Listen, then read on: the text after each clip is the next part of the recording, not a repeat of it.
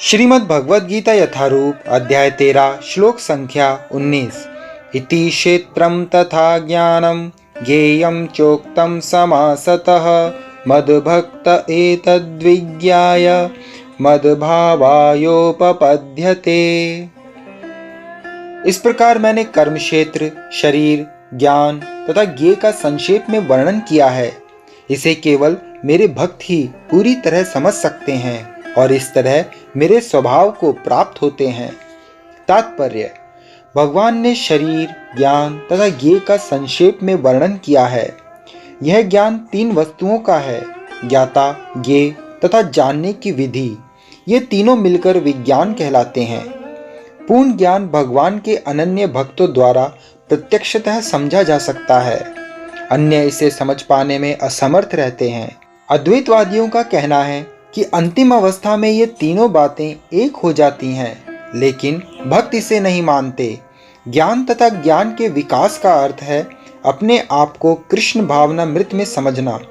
हम भौतिक चेतना द्वारा संचालित होते हैं, लेकिन जो ही हम अपनी सारी चेतना कृष्ण के कार्यों में स्थानांतरित कर देते हैं और इसका अनुभव करते हैं कि कृष्ण ही सब कुछ हैं, तो हम वास्तविक ज्ञान प्राप्त कर सकते हैं। दूसरे शब्दों में, ज्ञान तो भक्ति को पूर्णतः समझने के लिए प्रारंभिक अवस्था है। 15वें अध्याय में इसकी विशद व्याख्या की गई है।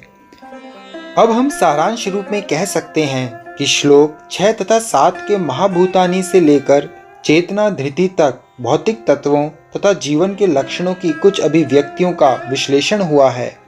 ये सब मिलकर शरीर अथवा कार्य क्षेत्र का निर्माण करते हैं तथा श्लोक 8 से लेकर 12 तक अमानित्वम से लेकर तत्व ज्ञानार्थ दर्शनम तक कार्य क्षेत्र के दोनों प्रकार के ज्ञाताओं अर्थात आत्मा तथा परमात्मा के ज्ञान की विधि का वर्णन हुआ है। श्लोक 13 से 18 में अनादि मत परम से लेकर हृदय सर्वस्य विष्ठितम तक जीवात्मा तथा परमात्मा का वर्णन हुआ है। इस प्रकार तीन बातों का वर्णन हुआ है: कार्य क्षेत्र, शरीर, जानने की विधि तथा आत्मा एवं परमात्मा। यहाँ इसका विशेष उल्लेख हुआ है कि भगवान के अनन्य भक्त ही इन तीनों बातों को ठीक से समझ सकते हैं। अतएव ऐसे भक्तों के लिए भगवद गीता अत्यंत लाभप्रद है। वे ही परम लक्ष्य अर्थात परमेश्वर कृष्ण के स्वभाव को प्राप्त कर सकते हैं।